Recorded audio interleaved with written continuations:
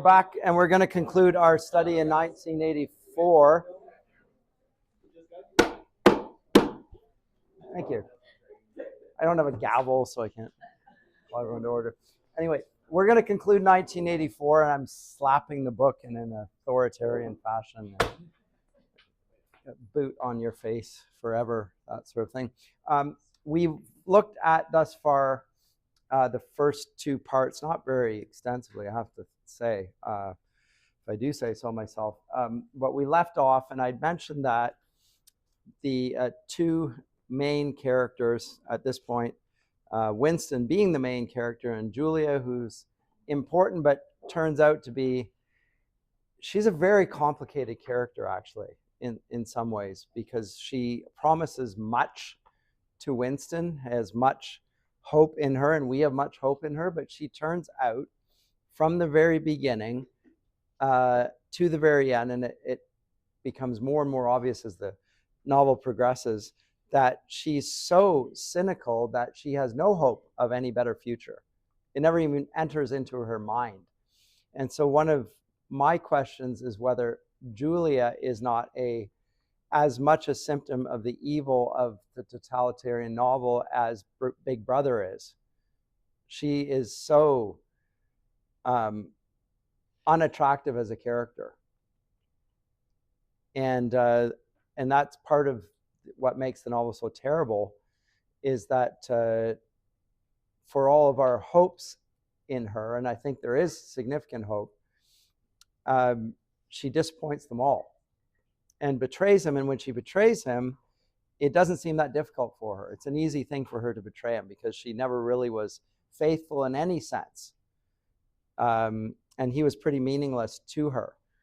And it's not because he's an older 40-year-old unattractive individual. It's more just because she really doesn't have much about her to make her betray.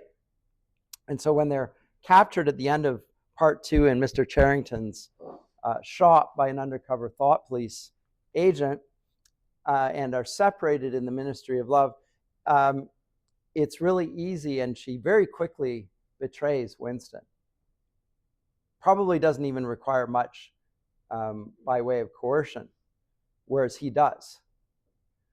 And again, that's what makes him a hero of sorts, is that he at least finds it difficult to say that 2 + 2 = 5. Whereas for her, she'll say whatever she wants, whatever you want her to say. And no problem whatsoever, because there's not a lot there. I mentioned to you, and it just occurred to me I should put this up now.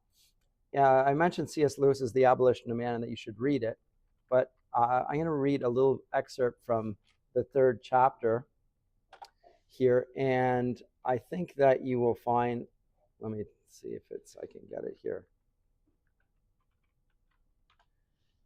Because there it is in its entirety. And this is a work by C.S. Lewis on the field of education. And I'm going to go to the 3rd chapter called The Abolition of Man proper.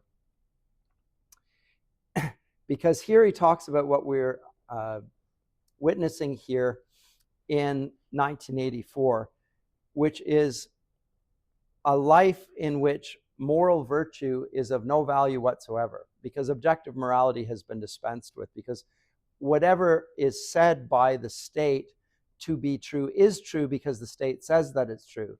And it doesn't matter if it's true, and it doesn't matter if it's immoral or even if it's contradictory, because they're willing to say, here are the slogans: war is peace, freedom is slavery, and whatever the third one is, ignorance is strength. All of which are flatly untrue. But if which you affirm as true statements, not only you say them, but you mean them, then there's no possible truth, and there is no objectivity in any meaningful sense of the word. What is objective is what the party says to be true, and you yourself will agree to it, in which case your individuality matters not at all. You've been abolished as a human being. And C.S. Lewis observes in 1943 in his series of lectures called The Abolition of Man, they're later written up as a as a book, which I do think everyone ought to read, that this is the inevitable effect of an education system that denies that there is such a thing as morality and doesn't teach it in schools as its main topic. The main thing that you should get in schools, says Lewis, and historically this would be considered to be unquestionable, is an instruction in what it means to be a good person. You should know what it is like, and not only know it, but be able to intuit it. And so you, in every situation, you will know right from wrong, and you will act accordingly. You will know it because it's been so much a part of your education that you'll be able to judge and act accordingly.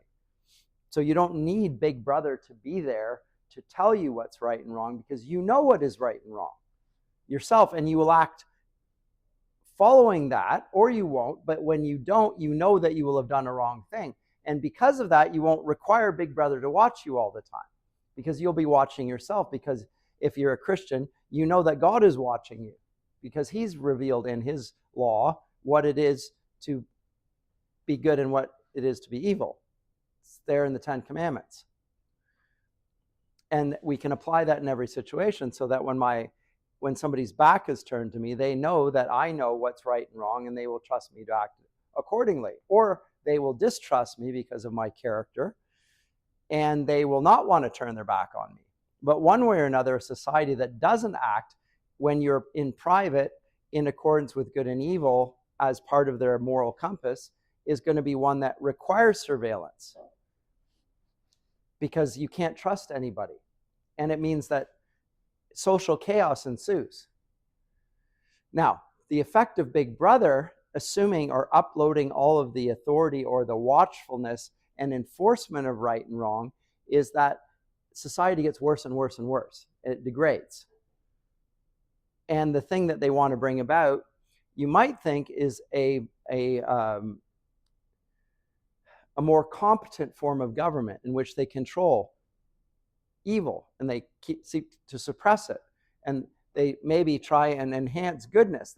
They're making the world better and better. In fact, in 1984, that's exactly what they say they're doing. They're making the world better than it ever has been, and they show it by statistics. This year, the productivity has gone up again. It's another year of growth. Hooray, hallelujah. Except that, as we know, Winston Smith says actually it was worse than it was the year before and the year before that. So what the state says in its statistics contradicts reality, but nobody acknowledges it. So things are getting worse and worse and worse, precisely because there's no objective mooring for any statement.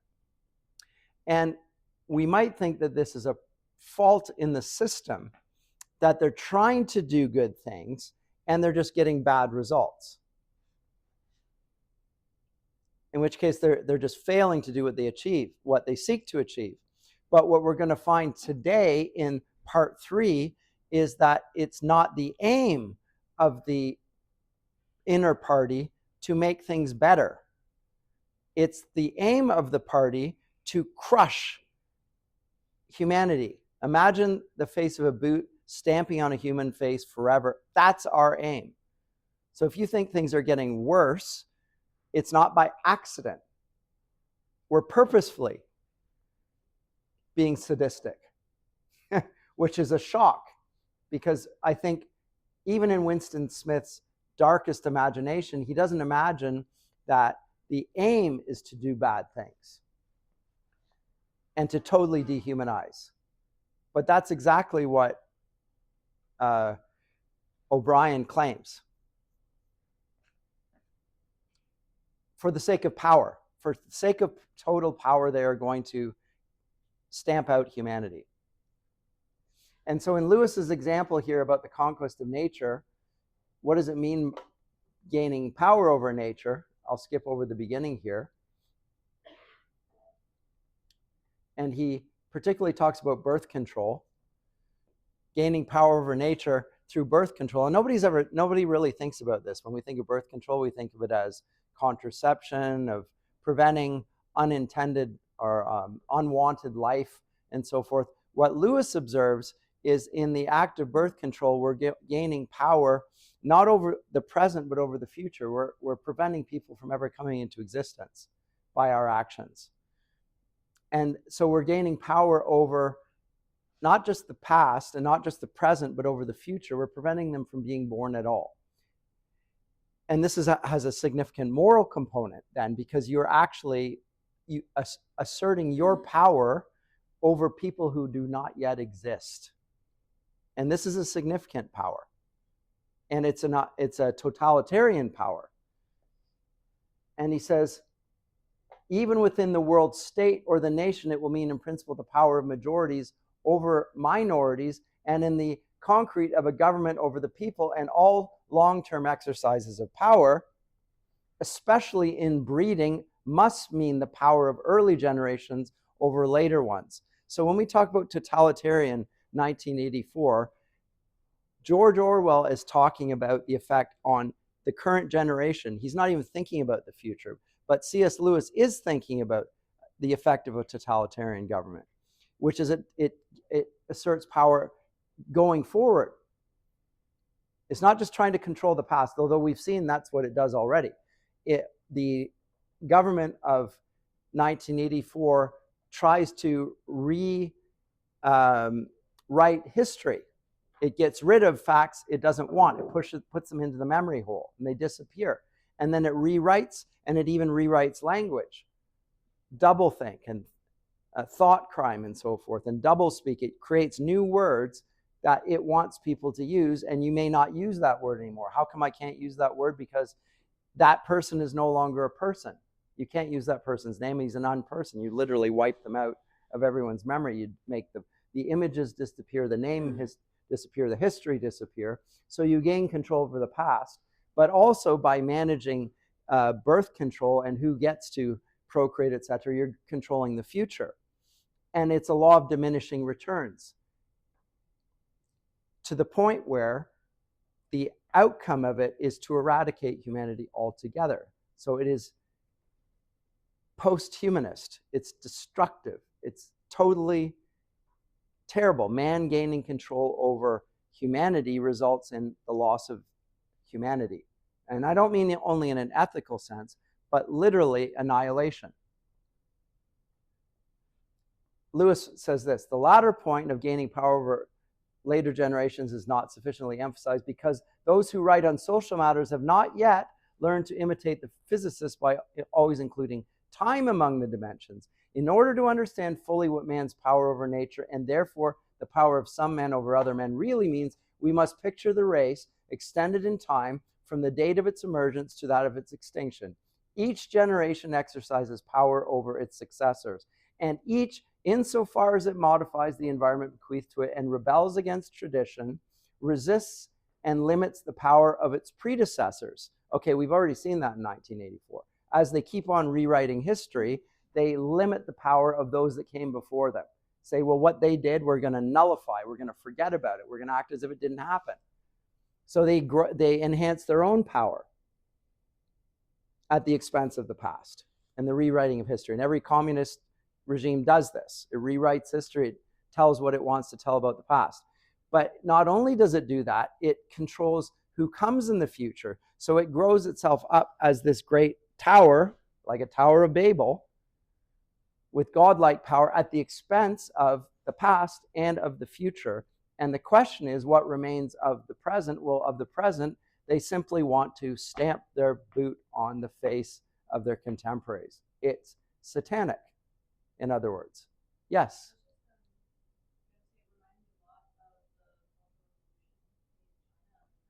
100%.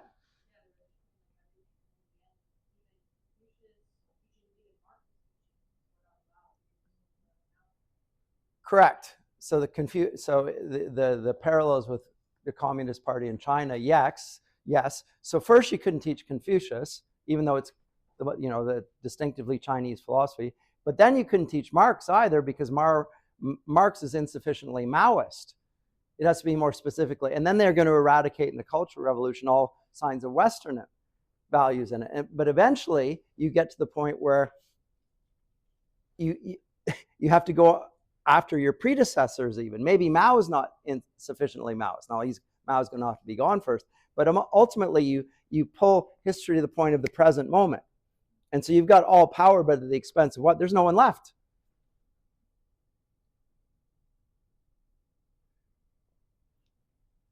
So this modifies the picture that is sometimes painted of a progressive emancipation from tradition and a progressive control of natural processes, resulting in continual increase of human power. Because again, these days we regularly appeal to technology as a sign that we've grown more powerful. This smartphone that'll upload this video to YouTube and can be watched all over the world, what's an extraordinary power. Likewise, communicating with somebody on Zoom on the other side of the planet, it's like one of Tolkien's Palantir. It's like a seeing stone, except it can't see into the future, but still I can see it on across space and time zones. It's a growth of power. But what does it do to humanity in the process? And this is a theme on the course. This is why I conclude the whole of this semester with 1984 and Huxley's Brave New World, because we see changes that take place over the modern era from Descartes onwards that suggest so there's a global growth. We become a global village. People are brought closer and closer together. There's more cultural interaction than ever before. There's greater diversity in some ways in Canada, where there's mass immigration, people from all over the globe. But what happens to our humanity in that process? Is it strengthened? What do we mean by our humanity in this? Again, in Christian theology, to be a human is to bear the image of God. And now we get the image of God being the human face, being stamped on by the boot of the state. It's literally trying to stamp out God's image in us. There's a theological aspect to all of this as well. It's not explicit by Orwell, of course. This is my interpretation of this.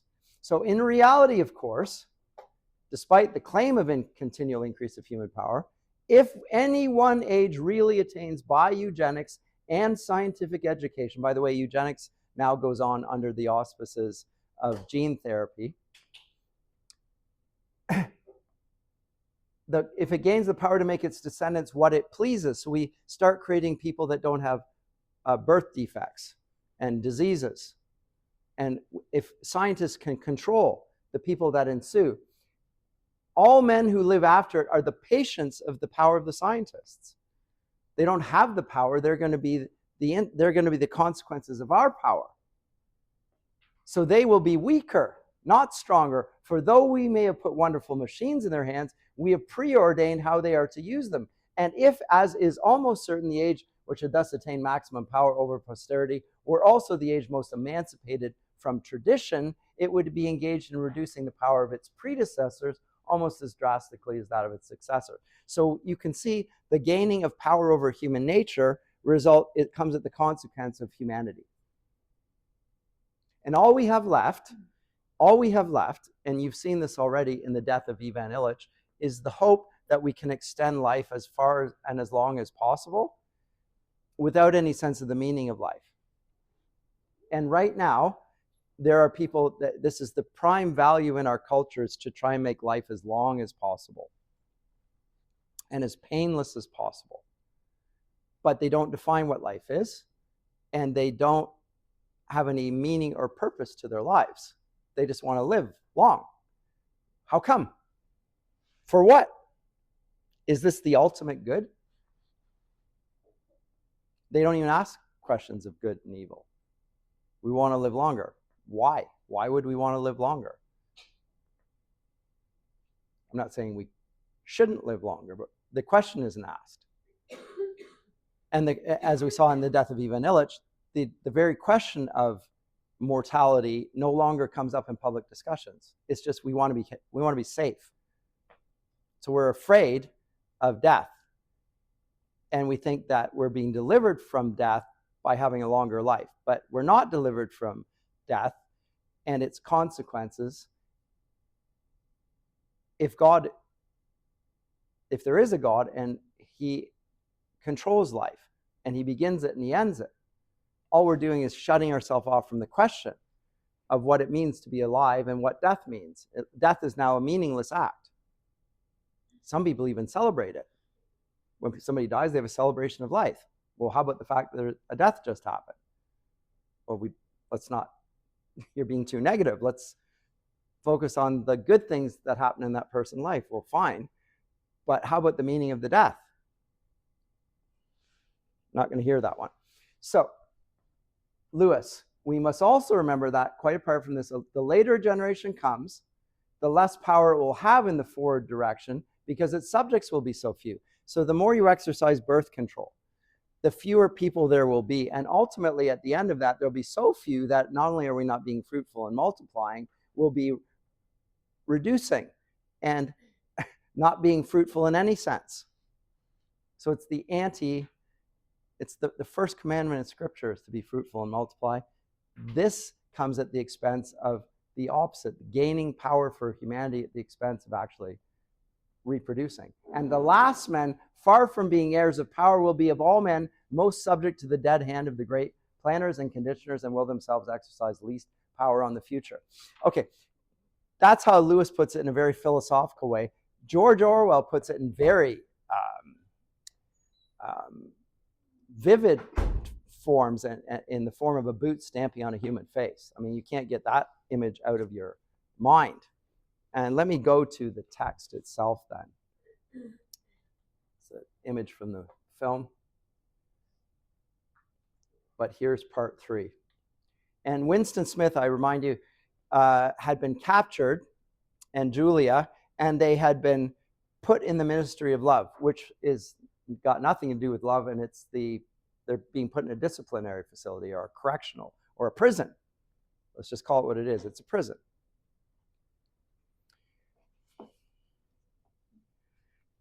From Winston's perspective, he did not know where he was. Presumably, he was in the ministry of love, but there was no way of making certain.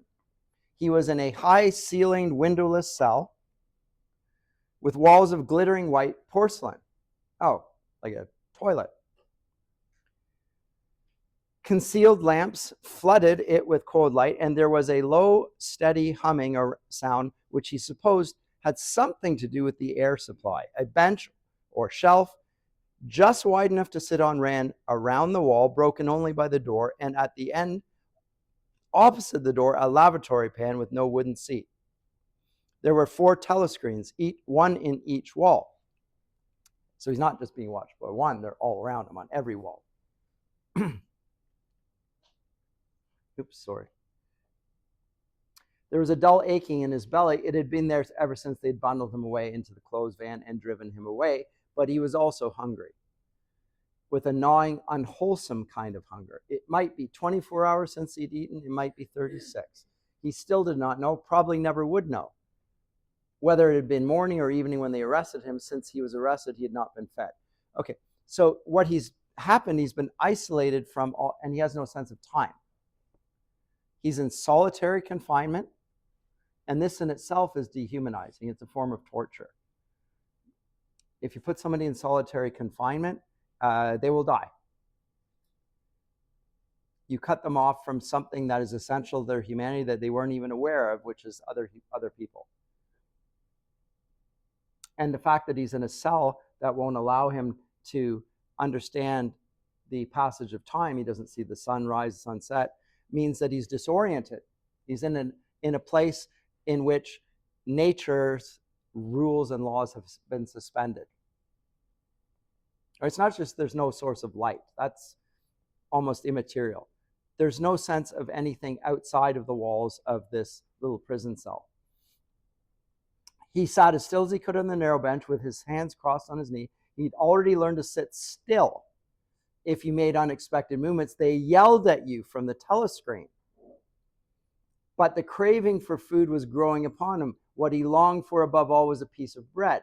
He had an idea that there were a few breadcrumbs in the pockets of his old overalls. It was even possible, he thought this because from time to time, something seemed to tickle his leg, that there might be a sizable bit of crust there. In the end, the temptation to find out overcame his fear. He slipped his hand into his pockets.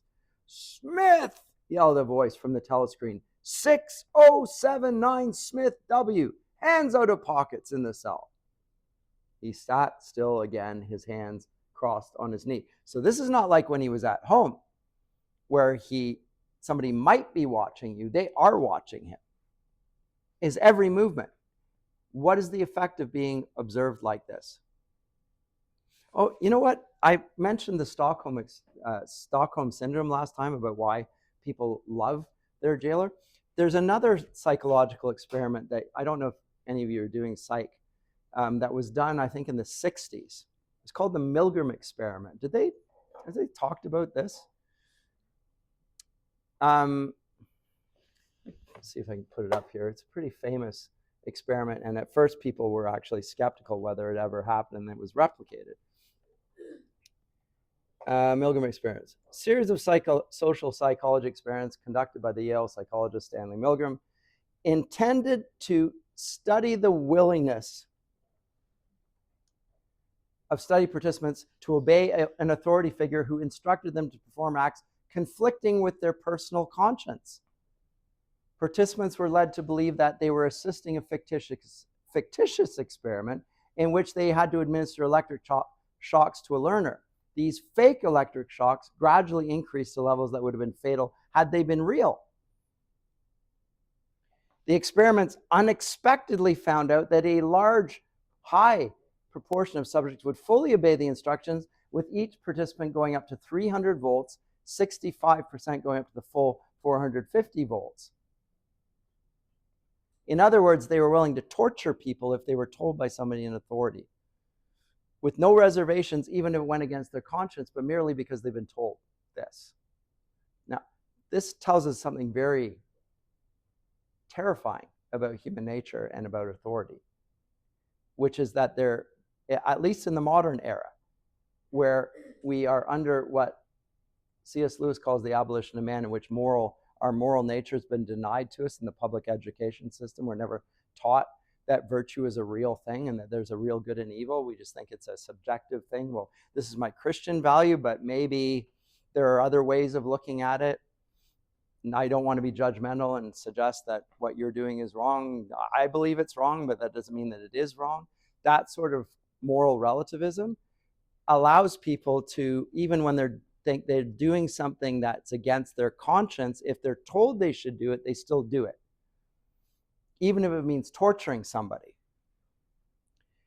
This is a very alarming thing. And again, I think it's from the same era, more or less, as Orwell's 1984, and is connected to the conditioners' willingness to torture people, and furthermore, to desire to do it and everyone going along with it. When people are under authority of a totalitarian government, like in Stalin's case, or in Maoist China, they will go along with it even if they think it's wrong, just because it's been ordered. And it's partly this, and they'll even learn to love their jailer. We're going to see at the outset of this chapter 3 or part 3 that Winston will learn to love Big Brother, which is a horrifying thing. After all the horror that we've anticipated and seen in the novel, Winston, who represented everything that was opposed to it, ends up loving the abuser. So there's a sadistic, even masochistic element here, which suggests to me nothing other than the corrosive power of the modern godless state. Because that is the story of the 20th century as well, by the way. Atheistic states emerging and governing, not just in communist world either, in the so-called free West as well. Anyway, but hands out of pockets in the cells. He sat still again, his hand crossed on his knee. Before being brought here, he had been taken to another place, which must have been an ordinary prison or a temporary lockup used by the patrols. He did not know how long he'd been there. Some hours at any rate, with no clocks or no daylight. It was hard to gauge the time. It was a noisy, evil-smelling place. They put him into a cell similar to the one he's in now, but filthily dirty, and at all times crowded by 10 or 15 people. The majority of them were common criminals, but there were a few political prisoners among them. He had sat silent against the wall, jostled by dirty bodies, too preoccupied by fear and the pain in his belly to take much interest in his surroundings, but still noticing the astonishing difference in demeanor between the party prisoners and the others. The party prisoners were always silent and terrified, but the ordinary criminals seemed to care nothing for anybody. So that's interesting also in itself. The prisoners of the party are particularly subjected to terror, whereas the others are just apathetic. They just don't care. Those ordinary criminals yelled insults at the guards, fought back fiercely when their belongings were impounded, wrote obscene words on the floor, ate smuggled food which they produced from mysterious hiding places in their clothes, and even shouted down the telescreen when it tried to restore order. Those were the ordinary criminals. But the party prisoners were acting differently from the main group. On the other hand, some of them seemed to be on good terms with the guards, called them by nicknames, tried to wheedle cigarettes through the spy hole in the door, and the guards too treated the common criminals with a certain forbearance, even when they had to handle them roughly. There was much talk about the forced labor camps to which most of the prisoners expected to be sent. It was all right in the camps. He gathered so long as you had good contacts and knew the ropes. Well, that's like the penitentiary system of our day. Be on good terms with the guards, and maybe you can, get some smokes off of them, you do a little trade, and you make your life bearable and so forth. But the party prisoners are a different category. And I would submit that the party prisoners are at the leading edge of what eventually will happen to everybody. Almost like a demonstration of what happens when the party is really against you. Because the common criminals are not guilty of thought crime. And thought crime is the greatest crime of all. It's the bourgeoisie that are here for this. So there was bribery, favoritism, racketeering of every kind. There was homosexuality and prostitution. There was illicit alcohol distilled from potatoes. Positions of trust were given only to the common criminals, especially the gangsters and the murderers, who formed a sort of aristocracy. All the dirty jobs were done by the politicals.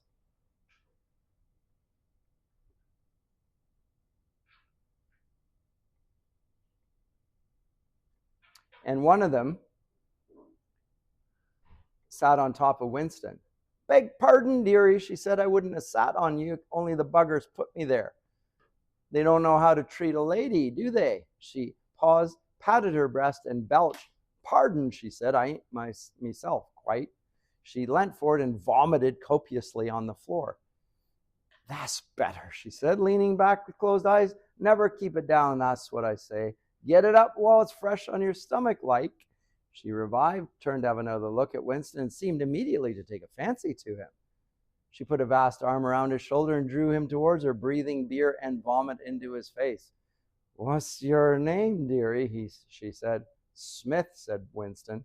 "Smith," said the woman. "That's funny. My name's Smith, too. Why," she added sentimentally, "I might be your mother." She might, thought Winston, be his mother. She was about the right age and physique, and it was probable that people changed somewhat after 20 years in a forced labor camp. No one else had spoken to him. To a surprising extent, the ordinary criminals ignored the party prisoners. So even within the prison, there's a special treatment for the party political prisoners. They get ostracized. In the other areas, there's still a sense of hierarchy and order, even if it's built on an immoral order, like the worst rise to the top of the prison ranks. But the party prisoners are ostracized even from that. The pollits, they called them, and with a sort of uninterested contempt, the party prisoners seemed terrified of speaking to anybody, and above all, of speaking to one another. Only once, when two party members, both women, were pressed closely together on the bench, he overheard a din of voices, a hurriedly whispered words, and in particular a reference to something called Room 101, which he did not understand. Well, he's going to understand because Room 101 is a place we're going to become acquainted with in a second. But as he comes down, he felt, and the truncheons on his elbows, so they beat him with rubber clubs, and he's screaming through mercy. He hardly thought of Julia. He could not fix his mind on her. He loved her and would not betray her. So here's how he begins the whole process of being broken. He won't betray her. But that was only a fact, known as he knew the rules of arithmetic. He felt no love for her. Well, there's a funny old thing. He's committed to loving her out of commitment, not out of love. That's a very strange thing. He felt no love for her, and he could hardly even wonder what was happening to her. He thought oftener of O'Brien with a flickering hope, so he has hope for his jailer. O'Brien might know that he'd been arrested. Actually, he doesn't know O'Brien's there yet. O'Brien's going to come in a second. The Brotherhood, he had said, had never tried to save its members, but there was the razor blade. They could send the razor blade if they could, and he could slash his own wrists and end it all. And that would be the end of it. And so he has this. Now, note all of this is an interior monologue. He can't say this to anyone. These are what he's thinking. It's a measure of his isolation. This isn't a dialogue. It's Winston thinking in his own head about various scenarios, and it's a little bit of stream of consciousness. In the Ministry of Love, there were no windows. The cell might be at the heart of the building or against its outer wall. It might be 10 floors below ground, or 30 above it. He moved himself mentally from place to place and tried to determine this. So what he loses then is a sense of his body. Just like the technology of the cell phone does. It encourages a sense of your thinking self, but not your bodily self. Creates anxiety in him. A sense of not having a place and not having a time. He thinks of himself as a disembodied self. And just then there's a sound of marching boots outside. The steel door opened with a clang. A young officer, a trim black uniformed figure who seemed to glitter all over with polished leather and whose pale, straight-featured face was like a wax mask, stepped smartly through the doorway. He motioned the guards outside to bring in the prisoner. They were leading the poet Ampleforth, shambled into the cell. The door clanged again. And he hasn't noticed Winston's presence, and he's shoeless, and he's got a very disheveled appearance. And then finally Winston speaks to him, to Ampleforth. There was no yell from the telescreen.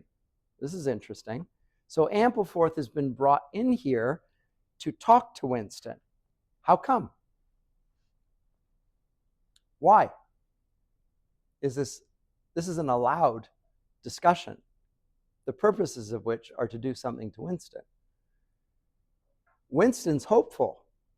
What's he hopeful? That Ampleforth has a razor, that he can give it to him, and then he can slit his own wrist and put an end to it. He thinks that O'Brien might have sent him. And instead, oh, Smith, you two, what are you in for? To tell you the truth. He sat down awkwardly on the bench opposite Winston. There is only one offense, is there not? He said. And have you committed it? Apparently I have. He put a hand to his forehead and pressed his temples for a moment, as though trying to remember something. These things happen, he began vaguely. I have been able to recall one instance, a possible instance. It was an indiscretion, undoubtedly. We were producing a definitive edition of the poems of Kipling. I allowed the word God to remain at the end of a line. I could not help it. Remember, the purpose of the ministry that they were in was to eradicate all words that the party wanted them to eradicate from the books. And he, as a poet, could not think of a word that rhymed with God to replace it with, and he needed to rhyme because he, as a poet, the rhyme mattered to him. And he couldn't think of a substitute, so he left the word God. And that is what ended up here. And it's not even because he was a believer in God. It's because he couldn't think of a word that rhymed with God. I could not help it, he added almost indignantly, raising his face to look at Winston. It was impossible to change a line. The rhyme was rod. Do you realize that there are only 12 rhymes to rod in the entire language? For days I'd racked my brains. There was no other rhyme that would make sense. Rod, bod, cod, who knows? Mod, whatever. But those didn't make any sense. God at least made sense. Well, I'll keep it because it works with the rhyme. The expression on his face changed. The annoyance passed out of it, and for a moment he looked almost pleased. A sort of intellectual warmth. The joy of the pedant who has found out some useless fact shone through the dirt and scrubby hair. Has it ever occurred to you that the whole history of English poetry has been determined by the fact that the English language lacks rhymes? No, that particular thought had never occurred to Winston. Nor in the circumstances did it strike him as very important or interesting. Do you know what time of day it is? He said. Ampleforth looked startled again. I'd hardly thought about it. They arrested me. It could be 2 days ago, perhaps 3. His eyes flitted around the walls as though he'd half expected to find a window somewhere. There's no difference between night and day in this place. I do not see how one can calculate the time. And they go on and on and on. And as they do this, they put their hands on knees. And the telescreen barked at him to keep still. And then they hear the boots. And the boots lead to a man coming in. And they say to Ampleforth, room 101. Out he goes.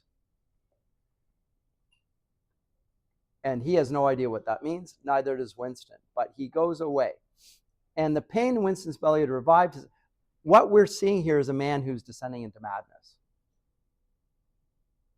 If you're left to your own, on your own, all the time, you start talking to yourself and thinking for yourself. But if there's no relief from yourself, and a walled room in which there's no sense of outside leads you to start losing perspective on the voice that speaks to you and what it means. You're totally disoriented. And you're not sure what the difference between a realistic thought and a crazy thought is. And he had only 6 thoughts, we hear about Winston. The pain in his belly, a piece of bread, the blood and the screaming, O'Brien, Julia, the razor blade. There's 6. 6 things that all he thinks about. And then there's another spasm in his entrails, the heavy boots approaching. As the door opens, a wave of air, and Parsons walks into the spell. Oh, Parsons, the ultimate Stockholm Syndrome patient who loves Big Brother. What's he doing there? Wearing khaki shorts and a sports shirt. And Winston is absolutely startled. You here? How could Parsons end up here? He loves Big Brother. He's the most enthusiastic Big Brother man of all time. What are you in for? Said Winston. Thought crime, said Parsons, almost blubbering. The tone of his voice implied at once a complete admission of his guilt and a sort of incredulous horror that such a word could be applied to himself. He couldn't imagine himself ever betraying Big Brother because he so loved Big Brother. And yet, because he so loved Big Brother, if Big Brother said that he did, he must have done it. So he himself is happy to call himself guilty and not even seek to defend himself. If Big Brother condemned me here, I must be guilty of it. Not even going to try and defend himself. He paused opposite Winston and began appealing to him. You don't think they'll shoot me, do you, old chap? They don't shoot you if you haven't actually done anything. Only thoughts, which you can't help. I know they give you a fair hearing. Oh, I trust them for that. They'll know my record, won't they? You know what kind of chap I was. Not a bad chap in my way. Not brainy, of course, but keen. I tried to do my best for the party, didn't I? I'll get off with 5 years, don't you think? or even 10 years. A chap like me could make himself pretty useful in a labor camp. They wouldn't shoot me for going off the rails just once. Are you guilty? Said Winston. Of course I'm guilty, cried Parsons with a servile glance at the telescreen. You don't think the party would arrest an innocent man, do you? So again, the biggest judge and prosecutor of Parsons is Parsons, because Big Brother can't possibly be wrong. Even if I didn't do anything, they still must be right. You don't think the party would arrest an innocent man, do you? His frog-like face grew calmer and even took on a slightly sanctimonious expression. Thought crime is a dreadful thing, old man, he said sententiously. It's insidious. It can get hold of you without your even knowing it. Do you know how it got hold of me? In my sleep. Yes, that's a fact. There I was, working away, trying to do my bit. Never knew I had bad stuff in my mind at all. And then I started talking in my sleep. Do you know what they heard me saying? His voice sang like someone who's obliged for medical reasons to utter an obscenity. Down with Big Brother. Yes, I said it. Said it over and over again, it seems. Between you and me, old man, I'm glad they got me before it went any further. Do you know what I'm going to say to them when I go up before the tribunal? Thank you. I'm going to say, thank you for saving me before it was too late. Who denounced you? Said Winston. It was my little daughter, said Parsons with a kind of doleful pride. What a good girl. She listened at the keyhole, heard what I was saying, and nipped off to the patrols the very next day. Pretty smart for a nipper of 7, eh? I don't bear her any grudge for it. In fact, I am proud of her. It shows I brought her up in the right spirit anyway. So what we see is the dehumanization of mankind. We already see the jackboot on the face of humanity when the daughter's literally stamping on her father and sending him to prison, and he is denouncing himself happily because Big Brother can't possibly be wrong. So if they say he's guilty, he is guilty because they said it. There's no question of innocence or guilt if Big Brother says it must be so. He looks down and he suddenly ripped down his shorts. Excuse me, old man, I can't help it. It's the waiting. Plumps his large posterior into the lavatory pan. Winston covers his face with his hands. Smith, yelled the voice from the telescreen. 6079 Smith, W. Uncover your face. No face is covered in the cells. Winston uncovered his face. Parsons used the lavatory loudly and abundantly. It then turned out that the plug was defective and the cell stank abominably for hours afterwards. Parsons was removed. More prisoners came and went. Mysteriously, a woman was consigned to room 101, and Winston noticed seemed to shrivel and turn a different color when she heard the words. So what he's being conditioned to do is to be terrified by the words room 101. Part of what they're doing here is they're introducing very carefully who will come in Winston's cell to terrorize him and condition him towards being terrified of room 101. A time came when if it had been morning when he was brought there, it would be afternoon, or if it had been afternoon, it would be midnight. There were 6 prisoners in the cell, all sat very still and opposite a chinless, toothy man, etc.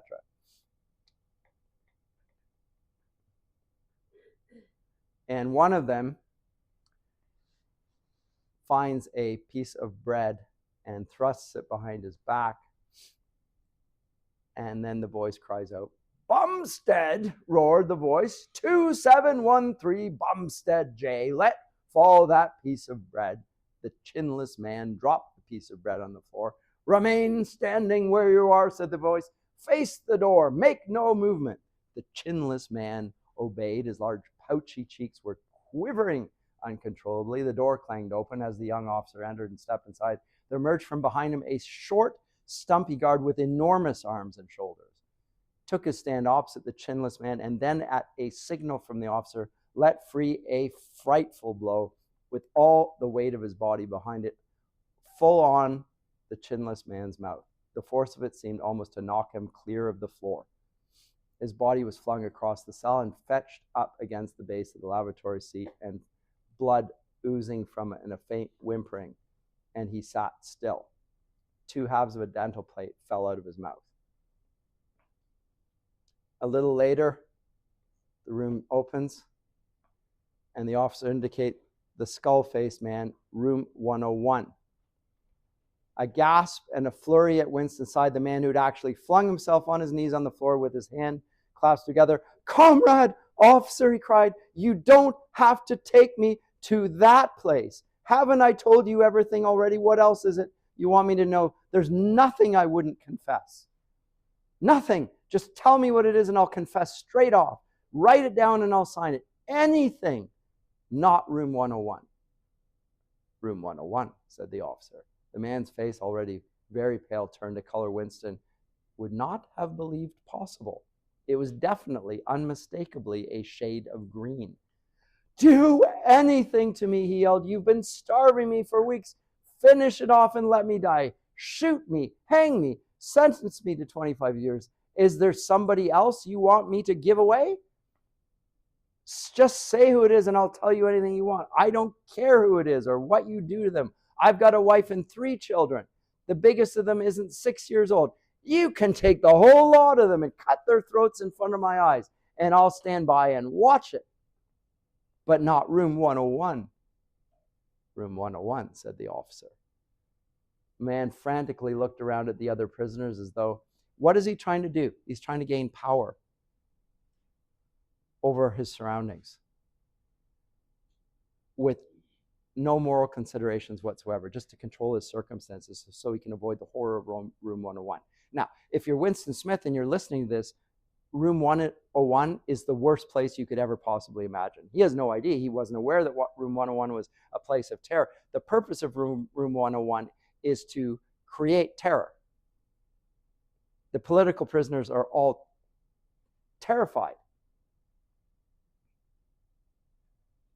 And he looks around and he's trying to get anyone else, and they drag him out there, and they drag him in. And it's the sort of litany of a repetition of room 101 by the officer with no emotion in his voice is part of the terror of this. On he goes and on he goes. So that's the beginning of this. And then finally, O'Brien comes in. Now, for Winston, this is a moment of great hope, because he has, throughout the course of the novel, hoped that he could meet up with O'Brien. He thought O'Brien might be an insider within the party who is part of the of Goldstein's gang, and might be a way of a subversive movement within the party that will overturn Big Brother. So when they meet, this is a moment of great possibility for Winston.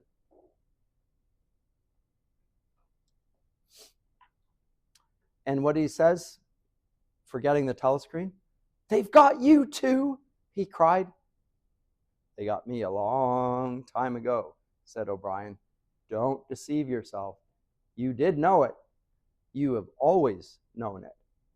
Yes, he saw now, he had always known it. But there was no time to think of that. All he had eyes for was the truncheon in the guard's hand. It might fall anywhere, on the crown, on the tip of the ear, upper arm, or on the elbow. The elbow, because he then hits him with it. Everything exploded into yellow light. Inconceivable that one blow could cause such pain.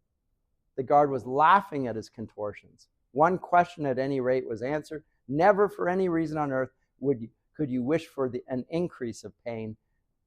Of pain, you could only wish one thing, that it should stop. Nothing in the world was so bad as physical pain. In the face of pain, there are no heroes. No heroes, he thought over and over as he writhed on the floor, clutching uselessly at his disabled left arm. So that's the end of chapter 1. He explodes in pain. And pain makes you, just like the room 101, it makes you lose track of everything but it. When you're in pain, you can think of nothing else. You have a terrible headache. You literally, you can't think. All you can think of is the pain. It occupies your mind and your attention. The purpose of inflicting the pain is, again, it's a teaching moment for Winston. It's partly to terrify him. It's not just to punish him, it's to make him think about the pain to the exclusion of everything else. And O'Brien's with him. Now, O'Brien, he thinks of as his friend at first, but his friend O'Brien turns out to be part of the whole establishment of Big Brother. And he reveals that he is part of basically a false flag operation which catches political dissidents of the party. Presents himself as a friend, and he's just there to get people like Winston. Betrayal. But betrayal to a cause whose purpose is simply to victimize. And so what happens and ensues after this is over the course of several months, Winston is starved and tortured to bring his views in line with Big Brother. And this will take place over the course of the ensuing chapters. And O'Brien will tell Winston that he will never know whether the brotherhood that he spoke of with Goldstein ever exists, and that Goldstein's book, in fact, was something that he collaborated in. It was written to catch people like him. There is no such group of dissidents. Maybe there is, maybe there isn't, as far as the reader's concerned. We don't actually know if it is there, or if it was produced by O'Brien, as he says, just simply to catch people that hope that there might be an alternative to this. And furthermore, and this is going to come, and I'll skip ahead to show you this, O'Brien will reveal to Winston that the party sees power not as a means, but as an end. This is the terrifying thing. We want power for the sake of power. Just like in Heart of Darkness. What's the purpose of the efficiency of the colonial powers? Gain power over nature. To get more ivory, yeah. But ultimately, at the end of the day, they didn't even care about that. It's just to exercise total control. It's to pursue power, not as a means to an end, but as an end in itself, directly going after power. Just like the ring in Tolkien's Lord of the Rings. The one ring of power, which lends immortality, long life, and invisibility, which is a huge power. It's a temptation. And it's a temptation, interestingly, to the most, in Tolkien's work, to the most virtuous are most tempted by the ring. Because they want to use it for good. Because they're good. They want to use power for the sake of good.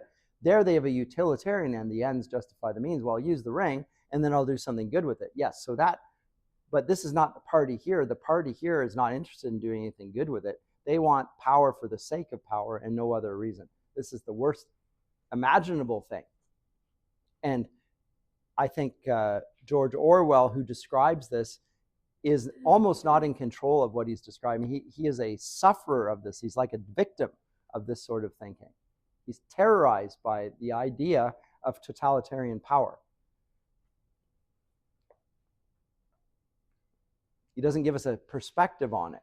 He describes it much as like a victim would, with a little incoherence to it as well. And then the nightmare starts, and they keep on beating him. They keep on beating him. They come in, he's screaming, and one day a man comes in. Room 101, said the officer. The man in the white coat did not turn around. He did not look at Winston either. He was looking only at the dials. On he goes, and he was confessing everything. Even the things he'd succeeded in holding back under the torture. He was relating the entire history of his life to an audience who knew it already. With him were the guards, the other questioners, the men in white coats, O'Brien, Julia, Mr. Charrington, all rolling down the corridor together and shouting with laughter.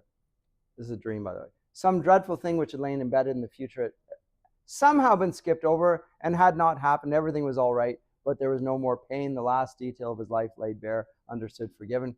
He was starting up from the plank bed in the half certainty that he heard O'Brien's voice.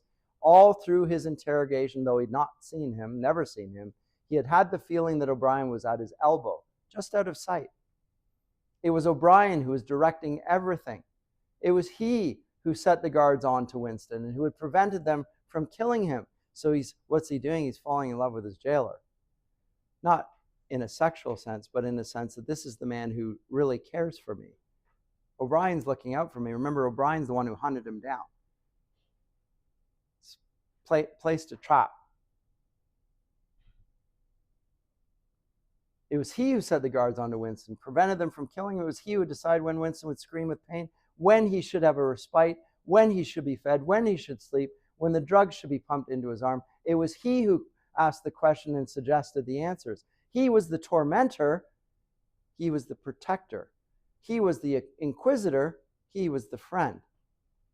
And once, in other words, what he ends up being is an all-encompassing reality to Winston. He's his God. He knows everything about him. He has total control and power over him. He fills his reality. And once Winston could not remember whether it was in drug sleep or normal sleep or even in a moment of wakefulness, a voice murmured in his ear, "Don't worry, Winston. You are in my keeping. For 7 years I've watched over you. Now the turning point has come. I shall save you. I shall make you perfect." He was not sure whether it was O'Brien's voice, but it was the same voice that had said to him, "We shall meet in the place where there is no darkness," in that other dream 7 years ago.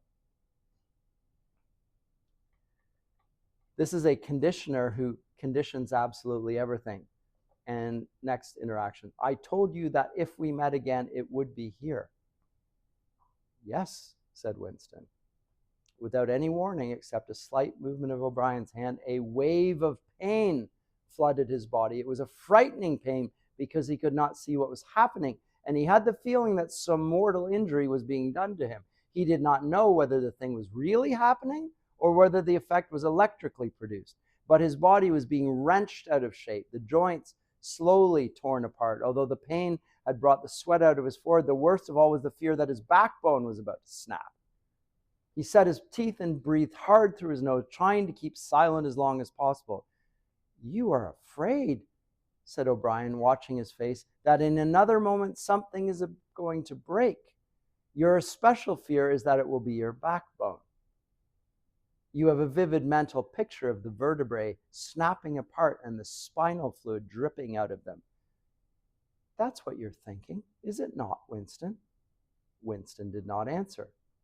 O'Brien drew back the lever on the dial. The wave of pain receded almost as quickly as it had come. "That was 40, said O'Brien. "You can see that the number on this dial run up to 100. Will you please remember throughout our conversation that I have it in my power to inflict pain on you at any moment and to whatever degree I choose? If you tell me any lies or attempt to prevaricate in any way or even fall below your usual level of intelligence, you will cry out with pain instantly. Do you understand that?" This is classical conditioning here. Pavlovian. You lie, immediate pain, immediate. And what you learn, I will not lie. I will immediately do exactly. But of course, here's the problem. So he gets taught never to lie. Oh, that's not a problem for him. I won't lie. But what if I now say 2 + 2 = 5? What do? I'm not to lie. So I'm going to say 4. And if the party says it's 5, which is what's going to happen ahead, I can't tell a lie. It's 4. Torture. Okay, so he's being conditioned not to lie and then to lie. And then it doesn't matter whether it's a truth or a lie. It's whatever the party says it is. That's what the reality is. So it's breaking him of all resilience and all will. I'm talking with you, Winston, because you are worth trouble. You know perfectly well what is the matter with you. You've known it for years. Though you fought against the knowledge, you are mentally deranged. You suffer from a defective memory. You are unable to remember real events, and you persuade yourself that you remember other events which never happened. Fortunately, it is curable.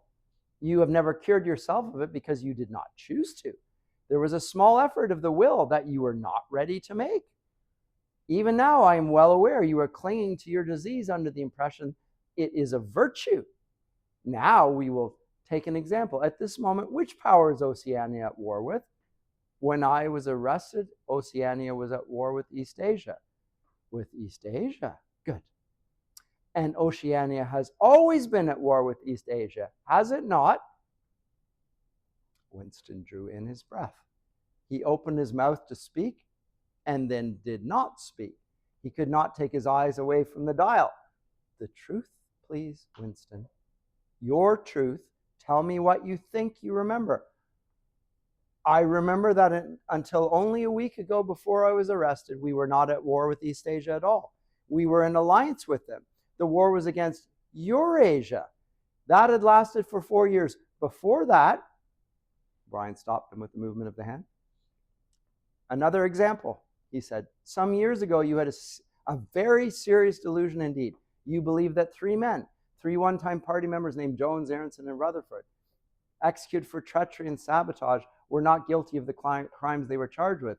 You believed that you'd seen unmistakable documentary evidence proving that their confessions were false. There was a certain photograph about it which you had a hallucination. You believed that you actually held it in your hands. It was a photograph something like this. And it was the newspaper with the picture of the men that he remembered. He was there for 5 seconds. It was a photograph, and there was no question of its identity. It was the photograph. It was another copy of the photograph of Jones, Aronson, and Rutherford. For only an instant it was before his eyes, then it was out of sight again. But he had seen it. Unquestionably he had seen it, and he made a desperate, agonizing effort to wrench the first half of his body free. It was impossible to move so much as a centimeter in any direction. For the moment, he'd even forgotten the dial. All he wanted to do was hold the photograph in his fingers again, or at least to see it. It exists, he cried. No, said O'Brien. He stepped across the room. There was a memory hole in the opposite wall. O'Brien lifted the grating, unseen. The frail slip of paper was whirling away on the current of warm air. It was vanishing in a flash of flame. O'Brien turned away from the wall. Ashes, he said. Not even identifiable ashes. Dust. It does not exist. It never existed. But it did exist. It does exist. It exists in memory. It does. I remember it. You remember it. I do not remember it, said O'Brien. Winston's heart sank. That was doublethink. He had a feeling of deadly helplessness. What's doublethink? Holding 2 things totally contradictory in your mind and believing what's false to be true. If he could have been certain that O'Brien was lying, it would not have seemed to matter. It was perfectly possible that O'Brien had really forgotten the photograph. And if so, then already he would have forgotten his denial of memory and forgotten the act of forgetting. So now he's wondering if he's in a matrix scenario where everyone else is living in reality and he's living in this delusional world. He's totally disoriented. It's possible. Maybe I am Matt, which is what he's saying. I'm crazy. How could one be sure that it was simple trickery? Perhaps that lunatic dislocation of the mind could really happen. That was the thought that defeated him. O'Brien is looking down at him speculatively, more than ever he had the air of a teacher, taking pains with a wayward but promising child. There is a party slogan dealing with the control of the past. Repeat it, if you please. Who controls the past controls the future. Who controls the present controls the past, repeated Winston obediently. Who controls the present controls the past, said O'Brien, nodding his head with slow approval. Is it your opinion that the past has real existence? Again, the feeling of helplessness descended on Winston. His eyes flitted towards the dial. He not only did not know whether yes or no was the answer that would save him from pain, he did not even know which answer he believed to be the true one. O'Brien smiled faintly. You are no metaphysician, Winston, Until this moment, you had never considered what is meant by existence. I will put it more precisely. Does the past exist concretely in space? Is there somewhere or other a place, a world of solid objects where the past is still happening? Nope. Then where does the past exist, if at all? In records. It is written down. In records and in the mind, in human memories. In memory. Very well then. We, the party, control all records and we control all memories. Then we control the past, do we not? But how can you stop people remembering things, cried Winston, forgetting the dial for a minute. It is involuntary. It is outside oneself. How can you control memory? You have not controlled mine. O'Brien's manner grew stern again. He laid his hand on the dial. On the contrary, he said, you have not controlled it. That is what has brought you here. You are here because you failed in humility and self-discipline. You should not make the act of submission, which is the price of sanity. You've preferred to be a lunatic, a minority of one. Okay, so you get the gist of it.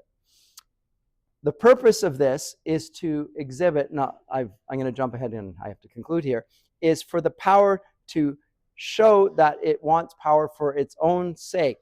That's it. No other end. The worst possible scenario. It's not even utility. Power for the sake of power. And in the final phase of education, I'm not going to get to it today, he takes Winston to room 101, which contains each prisoner's worst fear. And when confronted with rats, which he's going to put inside of a bag with his head in around it, at that point, Winston denounces Julie and pledges allegiance to the party.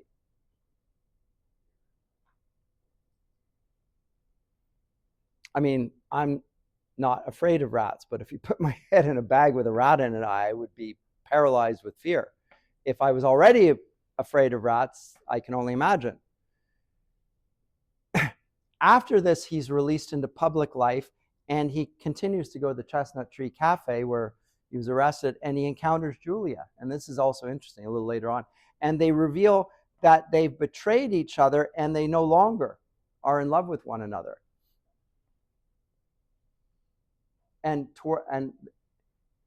they've betrayed and they don't love one another and they feel nothing in this. And only at the end of all this do we find out that Winston finally accepts that he loves Big Brother. It's a total conditioning. Does anyone have any comments or questions about this as we conclude this, and we'll go on to look at Aldous Huxley's 1984.